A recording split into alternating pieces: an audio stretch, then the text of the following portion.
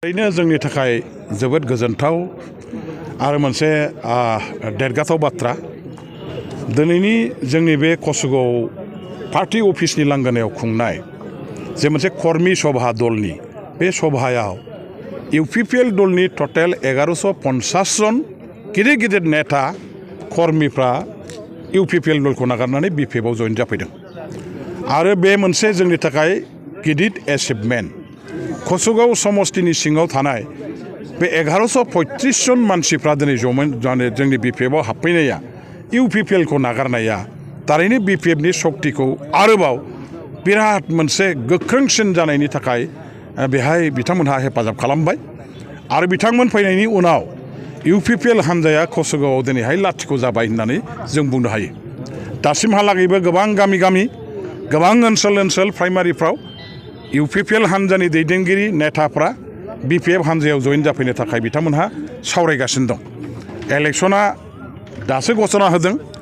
Election Kempen आरम्भ जानाय लोगो लोगो बेवहाय नोंथांमोना नुनो मोनगोन जे इउपिपिएलनि नेताफ्रा कसुगाव समष्टिनि सिङाव गिदिंनानै बाथ्रा बुंनो थाखाय गसंनो बिथांमोनहा बिथा गैयै जागोन।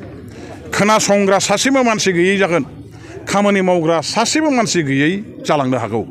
गतिके दिनै जों खावलायगोन कसुगाव समष्टिनि सिङाव थानाय जेसेबां इउपिपिएलजों लोगोसे गुबुन गुबुन दल खालामबाय थादों बिथांमोनहा थाबैनो नैबे सम थानाय समाव जाहाथे बिपिएफ हान्जायाव जगदान जाफैयो आरो बिथांमोनखौ जों सन्मान सहकारै जोङो बरायगोन बजबनानै लागोन आरो बिथांमोननो खामानि मावनायनि जायगाखौ जों खालामनानै होगोन।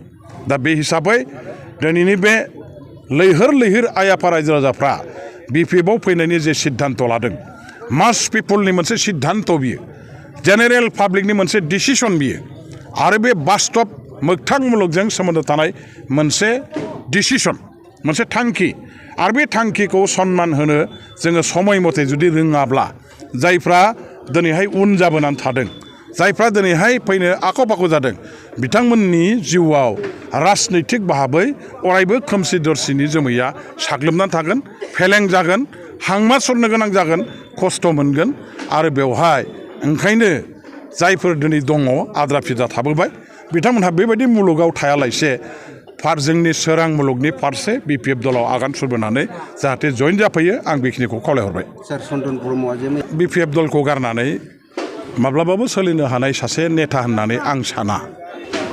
चन्दन ब्रह्मआ सासे बिराद गोरों मानसि असम्भब आखा फाखा बुद्धियक मानसि बियो। बिथाङा सासे बिराद डिप्ल'मेटिक मानसि आरो बिथाङा बिटिसि सोरजिनायाव जागायजेननायनिफ्राय शून्यनिफ्राय 100सिम गासैयावबो दंफाजोबो। बिथांमोननि आखा फाखा सावरायनाय बिथांमोननि आखा फाखा दैदेननायनि थाखायनो जोङो बिटिसिखौ भारत गभर्नमेन्टनिफ्राय बिख'ना लानो हादों। बिटिसिखौ गोख्रोङै सरकार दानानै डेभेलपमेन्टनि रैखाथिनि आइ आफाफोरनि गासैबो गांनाय उखैनाय जोंनि ओनसोलनि जेंनाफोरखौ फोजोबस्रांनानै मोनसे डेभेलप बिटिसि दानायनि जे हाबाफारि एजेन्डाखौ चन्दन ब्रह्म बिथांमोननि दैदेननायजोंनो टीम हाग्रामा महिलारि हिसाबै बिथांमोनहा मावबोदों आरो बेबायदि सासे आखा फाखा रोंगौथि गोनां सासे डिप्ल'मेटिक कूटनैतिक गोरों बेबायदि नेताया दिनैहाय इउपिपिएल दलखौ बिपिएफ दलखौ नागारनानै बबेबा इउपिपिएल दल बबेबा गुबुन दलाव थांनानै माब्लाबाबो खामानि मावनाया बिथांमोननि थाखाय सम्भब नङा। बिथांमोननि परिबेसा बेहाय खुनुदिन मेनेज जाया एडजास्टमेन्ट जाया। एकमात्र बिपिएफ हान्जायाल'नो बिथांमोननि थाखाय बै गासैबो परिबेसखौ नायनानै खामानि मावनायनि उपजुक्त प्लेटफर्म आरो बे उपजुक्त प्लेटफर्मखौ दिनै बिथाङा गनायनानै लाफिननानै थाबैनो बिपिएफआव जइन जाफैफिनथों आं बेखौ हास्थायो आरो बिथांखौ आं खावलायहरगोन जाहाथे बिपिएफआव जइन जाफैयो।